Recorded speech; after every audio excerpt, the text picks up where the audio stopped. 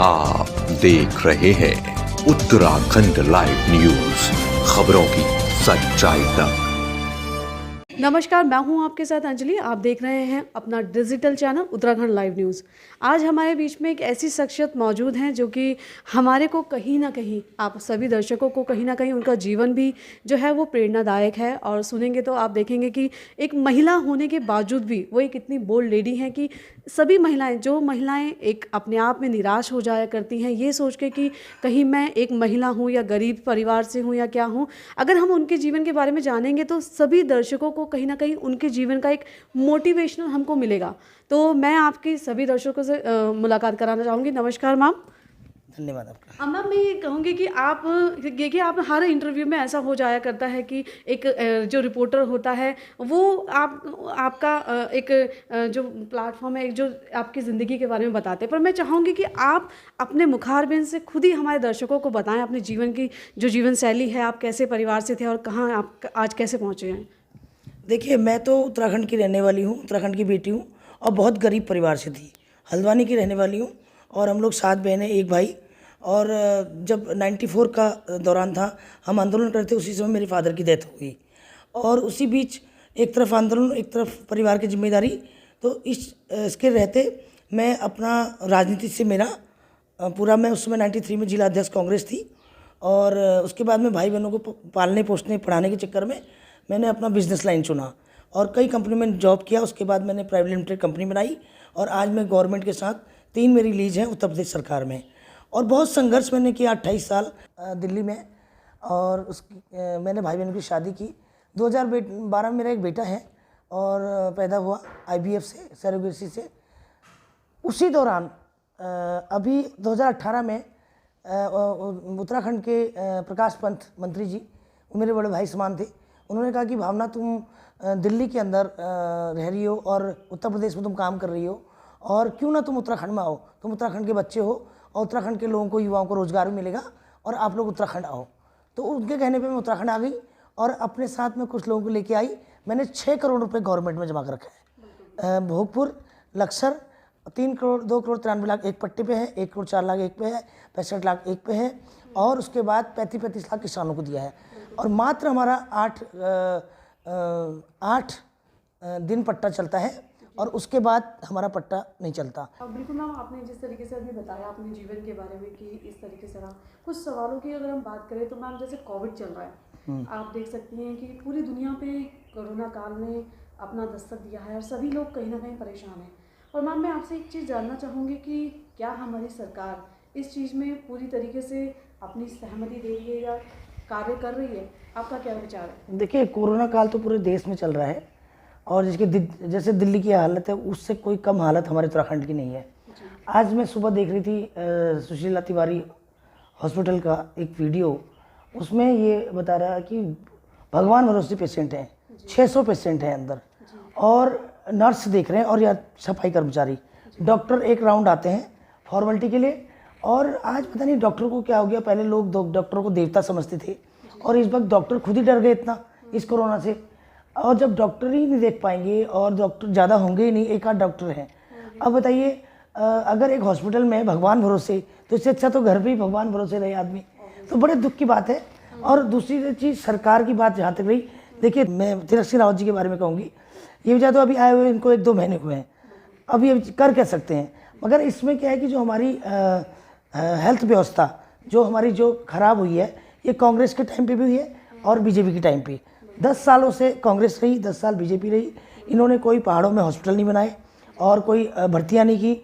आज डॉक्टर्स क्या, आज नर्सें क्या, इतनी वैकेंसियाँ हैं, ये लोग नहीं भर्तियाँ नहीं करते, किसी भी फील्ड में नहीं करते। और जिस फील्ड में इनके पास हैं, हर को संविदा के तहत डाल देंगे या फिर शिक्षा मित्र कर देंगे या फिर उपनल कर देंगे और फिर उनको थोड़े दिन बाद निकाल देंगे। तो ये पिछले 20 साल से हमारे उत्तराखंड की व्यवस्था कोई भी मुख्यमंत्री नहीं ठीक कर पाया। ND तिवारी के जाने के बाद उत्तराखंड बिल्कुल बर्बाद हो गया। और आज उत्तर प्रदेश, हम लोग सोचते हैं कि आज हम उत्तर प्रदेश में होते तो ज़्यादा अच्छा होता, क्योंकि हम लोग की जितनी भी हमने टैक्स के पैसे हैं, हर आदमी टैक्स देता है, जितने भी टैक्स के पैसे, इनकी तनख्वाह और नेता, चूँकि 76 नेता हो गए विधायक, उनकी सैलरियाँ, विधायक नीतियाँ और अब ये देखिए, सबसे बड़ी दुख की बात क्या है, उत्तरांचल में हमारे निशंक MP हैं, केंद्रीय मंत्री, उनकी भी निधि, सांसद निधि अभी तक खत्म नहीं हुई है। और क्या इन्होंने विकास किया होगा। और इसी तरह हमारे जो मंत्री जी, अभी मुख्यमंत्री जी हैं, ये भी अपनी सांसद निधि खत्म करके नहीं आए। इसी तरह किसी विधायक को उठा के ले लीजिए आप, ये अपनी 3-4 करोड़ की सांसद निधि, विधायक नीति नहीं खर्च कर पाते हैं, विकास नहीं कर पाते हैं। और इन्होंने किया तो सिर्फ अपना विकास, बस स्टार्च लगा हुआ कुर्ता पजामा पहन के आ गए। मतलब समय की बात करें, जैसे अभी कोरोना काल का जो समय अभी चल रहा है, तो बहुत सारी हम चीज़ें देख रहे हैं कि बहुत सी कालाबाजारी चल रही है। सिलेंडर को लेके हो गया, या स्वास्थ्य सेवाओं में लोगों को स्वास्थ्य सेवा ही नहीं मिल पा रही, बेड नहीं मिल पा रहे हैं। क्या मतलब क्या लगता है कि सरकार मतलब इस समय पे क्या अपनी रिस्पॉन्सिबिलिटी निभा रही है, नहीं? तो बता तो रही हूँ मैं, इसीलिए तो जब काउंसलर, जब विधायक घरों के अंदर छुप जाएंगे, जब व्यवस्था नहीं देखेंगे, तो कालाबाजारी तो लोग करेंगे ही करेंगे। और अस्पतालों में जब ये लोग, मैंने लास्ट टाइम भी कहा था कि अस्पतालों में हर विधायक की ड्यूटी रहनी चाहिए। अभी मैंने कल परसों एक इंटरव्यू दिया गणेश जोशी के लिए। कल गणेश जोशी जी मोटरसाइकिल में घूमने लग गए। ऐसा दिखावा करने से थोड़ी होता है। आदमी को जब तक दिल से काम नहीं करेगा, या दिखावा करने से फोटो खिंचवा दिया आपने, अब हॉस्पिटल में एक राउंड मार के आ गए, आपने सोशल मीडिया में दे दिया, ऐसे काम नहीं होने वाला। जब तक आप लोग दिल से नहीं लगोगे, और हर आदमी को कोरोना का डर है। देखिए आम जनता का क्या हाल है, 600 आदमी एक वार्ड में हैं, उनको ना दवाइयाँ मिल रही, ना खाना मिल रहा, ना पानी मिल रहा, ना दवाइयाँ मिल रही हैं। और ब्लैक मार्केट तो इतनी ज़्यादा उत्तराखंड में हुई, इसीलिए तो बार बार मैं नेताओं को गुस्सा होती हूँ कि इन्होंने बाहर के लोगों को इतना यहाँ फंसा दिया, जो कालाबाजारी, हर क्षेत्र में कालाबाजारी करते हैं। एक दवाइयों में नहीं है, सिलेंडरों में नहीं है, ये शराब में भी है, सिगरेट में भी है, और अनाज में भी है, हर चीज़ में कालाबाजारी है। अगर हम बाहर के लोगों को इतनी तवज्जो नहीं देते, मैं इसलिए कहती हूँ कि उत्तराखंड के अंदर भूअध्यादेश लाना जरूरी है। और जहाँ तक कोरोना काल की बात है, कोई काम नहीं हो रहा, बड़े दुख की बात है। और कितना भी चिल्लाते रहो इन पर, जब तक ये हॉस्पिटलों में स्पेशल ड्यूटी नहीं लगाएंगे डॉक्टरों की, एक राउंड देखने से कब किस पेशेंट को ऑक्सीजन की कमी हो रही है, कब किस पेशेंट को क्या हो रहा है, पता ही नहीं चल रहा है। अभी जो हॉस्पिटलों से खबर आ रही है, जो वीडियो आ रहे हैं, जो वॉइस कॉल वीडियो आ रहे हैं, उससे तो ये पता चल रहा है कि डॉक्टर भी थोड़ा ज़्यादा लापरवाही कर रहे हैं, और थोड़ा उनको मेडिकल किट नहीं पहुंची है, और कुछ स्टाफ की कमी है। ज़्यादा से ज़्यादा डॉक्टरों की ड्यूटी लगानी चाहिए कोविड-19 हॉस्पिटलों में। बिकॉज बिल्कुल देख के ये लग रहा है कि मतलब एक आम जनता भी हॉस्पिटल जाने से ही डर रही है। वो ये सोच रही है कि इससे अच्छा हम क्यों ना घर के अंदर ही मर जाएं, क्योंकि व्यवस्थाओं को देख के, बिल्कुल आपने जो बात कही है, इन व्यवस्थाओं को अगर हम देखने की बात करें तो बिल्कुल इस तरीके से चल रहा है। दूसरा मैम, मैं ये कहूँगी कि आपने एक चीज़ और नोटिस किया होगा या नहीं, जिस तरीके से मैम वैक्सीनेशन की अगर हम बात करें, तो वैक्सीनेशन जब चल रही है, तो क्यों नहीं पूरे के 100 वार्ड हैं हमारे नगर निगम के अंदर, या जो पूरी जगहें हैं वहाँ पर क्यों नहीं पूरी तरीके से वैक्सीनेशन की जा रही है? बहुत सी सरकार एक जगह कह रही है कि यहाँ पर वैक्सीनेशन नहीं होगा, तो क्या वहाँ पर सरकार मतलब दोगला व्यवहार कर रही है? क्योंकि कई पार्षद हमारे उसमें कांग्रेस के हैं, कई पार्षद उसमें बीजेपी के हैं, पर हम जो कैंपों की अगर हम बात करते हैं, तो कैंप लगातार जो है कि बीजेपी जो पार्षद हैं वहाँ पर लगातार चल रहे हैं, पर जो कांग्रेस वाले जो पार्षद हैं वहाँ नहीं चल रहे हैं। तो इस विषय में आपको क्या लगता है मैम? तो यही तो दुर्भाग्य है कि यहाँ पर हर आदमी अपने अपने वोटरों की सुरक्षा कर रहा है। इस समय मुख्यमंत्री सबके हैं, वो सिर्फ भाजपा के मुख्यमंत्री नहीं है। और सबसे बड़ी बात मैं बता दूं आपको, देश में अभी इन्होंने कोविशील्ड जो खरीदी थी पूनावाला से, 10 करोड़ ले रखी हैं इंजेक्शन, और बाकी के आंकड़े मुझे पता नहीं है। जब 10 करोड़ तुमने पूरे भारत देश में लिए हैं, तो आम जनता तक कहाँ पहुँच पाएगी वो? ये तो सिर्फ कहने की बातें हैं कि हमने इतनी खेप हमारी आ गई, इतने हमारे इसकी। जब 10 करोड़ ही आपने कोविशील्ड के इंजेक्शन परचेज किए हैं, तो 150 करोड़ जनता, 125 करोड़ जनता में कैसे पहुंच सकती है सब में? ये तो एक सोचने का सवाल है। और जो पहुंची भी है वो अंदर ही इनकी दबी हुई है। और सबसे बड़ी अभी मैं आपको बताती हूँ, अभी इन्होंने क्या करा, जो होम आइसोलेशन किट थी उसमें से ऑक्सीमीटर सब गायब कर दिए। इतने बड़े चोर हैं ये नेता लोग, ये अधिकारी लोग, किसने किया किसने नहीं किया मुझे मालूम नहीं है। आज अगर जाँच हो जाए तो ऑक्सीमीटर कैसे गायब हुए ये होम आइसोलेशन किट से एक, और वो ब्लैक हो रहा है आज मार्केट में। जो 600-700 रुपये की चीज़ है वो 3000, 4000, 2000। तो लोग तो इस समय जो है ना ऐसा व्यापार कर रहे हैं, इनको पता ही नहीं है। अभी तो इनको सबको मालूम है कुछ साथ जाएगा नहीं। अगर इनको ये पता चल जाए कि साथ कुछ जाएगा तो पता नहीं क्या करेंगे ये लोग। तो बड़े दुख की बात है, ब्लैक मार्केटिंग है हर जगह, हर जगह। ये नेताओं को, मंत्रियों को, पक्ष को, विपक्ष को ध्यान रखना चाहिए। और मैं तो कहती हूँ जो ब्लैक मार्केटिंग, कालाबाजारी कर रहे हैं, उनको तो तुरंत जो है ना 302 के अंदर और 120 का मुकदमा, क्योंकि मर्डर एक तरीके से वो इनडायरेक्टली मर्डर कर रहे हैं। अगर वो ऑक्सीजन की चोरी कर रहे हैं और जिस तरह की चोरी कर रहे हैं।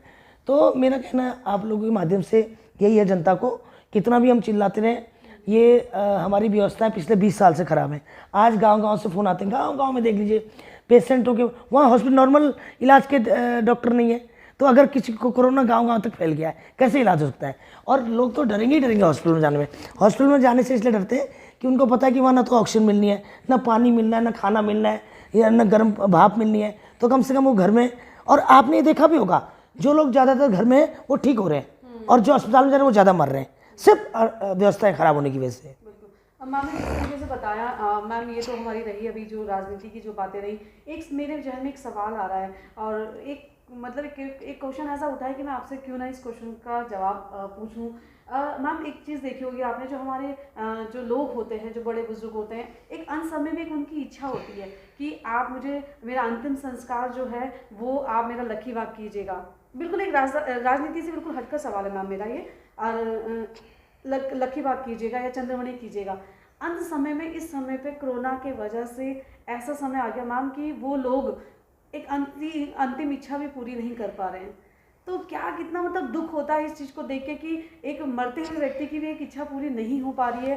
तो कैसा मतलब क्या विचार आपका, क्या लगता है आपको? ये तो मैंने लास्ट टाइम भी एक बार कहा था कि जैसे ये भी होना चाहिए, जैसे जिन पेशेंटों की अलग अलग जगह शमशान घाटों में करना चाहिए व्यवस्था, एक ही जगह आप नहीं चलाना चाहिए, अलग अलग 2-4 जगह ऐसी शमशान घाट में व्यवस्था होनी चाहिए। और साथ में एक मेरा मानना एक बहुत बड़ा ये भी है कि हम लोग जितने पेशेंट हैं, हार्ट के, लीवर के, किडनी के, सांस के, कोविड-19 के, तो उसी हिसाब से इनको अलग अलग कोविड-19 और लीवर पेशेंट एक हॉस्पिटल में करना चाहिए, कोविड-19 हार्ट पेशेंट एक उसमें करना चाहिए, अलग अलग तरीके, तो मृत्यु दर कम होगा। तो सारे पेशेंटों को एक जगह कर रहे हैं तो उससे इन्फेक्शन और फैल रहा है, इन्फेक्शन होने की वजह से वो ज़्यादा मर रहे हैं लोग। तो इसलिए इससे पहले भी तो लोग बीमार होते, सारे हॉस्पिटल फुल होते थे, सारे प्राइवेट हॉस्पिटल फुल होते थे, तब भी तो लोग बचते थे ना। तो प्राइवेट हॉस्पिटल वाले अपनी जिम्मेदारी समझते थे बचाना, डॉक्टर भी समझते थे बचाना। तो इसी समय मेरी हाथ जोड़ के विनती डॉक्टरों से भी है और प्राइवेट अस्पताल के लोगों से भी है, जिनके मेडिकल कॉलेज के प्रिंसिपल हैं, उनसे भी मेरी गुजारिश है कि ये लोग स्पेशल तौर पे इस चीज़ का ध्यान रखें और स्टाफ की कमी पूरी ना होने दो। और ख़ास तौर से मेरी मुख्यमंत्री जी से अनुरोध है कि वो स्टाफ की कमी तो फिलहाल ना होने दें। बिल्कुल।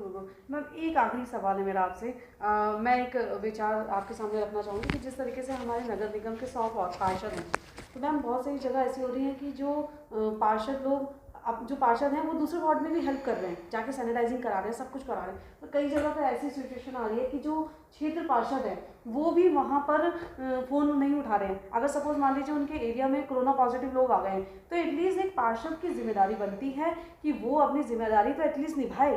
पर सिचुएशन ऐसी आ रही है मैम कि लोगों की जो शिकायतें आ रही हैं ये आ रही हैं कि वो लोग फ़ोन तक नहीं उठा रहे हैं। इस विषय में क्या दुविधा है, इनको कैसे समझाया जाए, आप क्या कहेंगे? भाई इसलिए नहीं उठा रहे, उनको पता है कि अभी 6 महीने बाद लोग भूल जाएंगे और उसके बाद उनको शराब पिला के, बकरा खिला के पूरा वोट पालेंगे, और इस समय उनसे सिलेंडर मांगेंगे, बेड मांगेंगे, और वो इनके पास अवेलेबल है नहीं, इसलिए वो मुँह छुपा के दुबक रहे हैं। क्योंकि इस लास्ट टाइम तो राशन था, राशन की खूब ब्लैक मार्केटिंग करी काउंसलरों ने, खूब बैकडोर से क्या घपला किया वो सब मुझे मालूम है, सबको पता है, मगर उसकी जांच भी मैंने कहा था होनी चाहिए।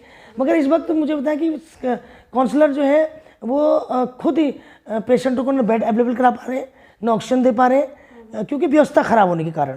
तो इसलिए वो दुबके पड़े हैं कि जनता को क्या जवाब देंगे, क्योंकि कल जनता को क्या जवाब देंगे। और जो लोग सरकार में नहीं है वो काउंसलर हो सकता है आ रहे होंगे फील्ड में, क्योंकि वो ये कह सकते हैं कि भाई हम क्या कर सकते हैं, सरकार तो उनकी है, हमारी कोई चलती नहीं है। अक्सर आप देखना वही आएंगे जो पिछली सरकार कांग्रेस के होंगे, भाजपा के लोग तो सब छुप गए, सब दुबक गए। और क्योंकि वो इसलिए आ रहे हैं कि वो बीजेपी गवर्नमेंट को वो करने के लिए कि भाई हमारे हाथ में तो कुछ है नहीं, गवर्नमेंट तो इनकी है। बिल्कुल ये है का मैम ने बहुत कुछ चीज़ें हमारे को जो इन्फॉर्मेशन दी हैं। और मैं एक आखिरी चीज़ कहूँगी मैम कि आप हमारे सभी दर्शकों को, एक हमारे उत्तराखंड वासियों को या पूरे समस्त देशवासियों को क्या संदेश देना चाहेंगी और क्या सरकार से आप अपील करना चाहती हैं? देखिए, मैं सारे अपने प्रदेशवासियों को एक अनुरोध करना चाहती हूँ कि मास्क पहने, घर में बैठें और कोई नशा ना करें, युवा भाई बहन। और जो ये कोविड काल चल रहा है इसमें खुद तो अपनी सुरक्षा करें, भाप लें जिस तरह से लोग कह रहे हैं, काढ़ा पिएं और अपनी वॉक करें और विलोम विलोम करें, इस तरह से एक्सरसाइज करके अपना ऑक्सीजन लेवल बढ़ाएं और घर में रहकर। और दूसरा, सरकार से मेरा अनुरोध है, हाथ जोड़ के विनती है कि जितने भी कोविड हॉस्पिटल हैं उसमें स्पेशल एक डॉक्टर की जिम्मेदारी नहीं होनी चाहिए, उसमें कम से कम टीम होनी चाहिए डॉक्टरों की, कम से कम 3 टाइम टीम राउंड पे होनी चाहिए। ऐसे तो पेशेंट मरेंगे ही मरेंगे।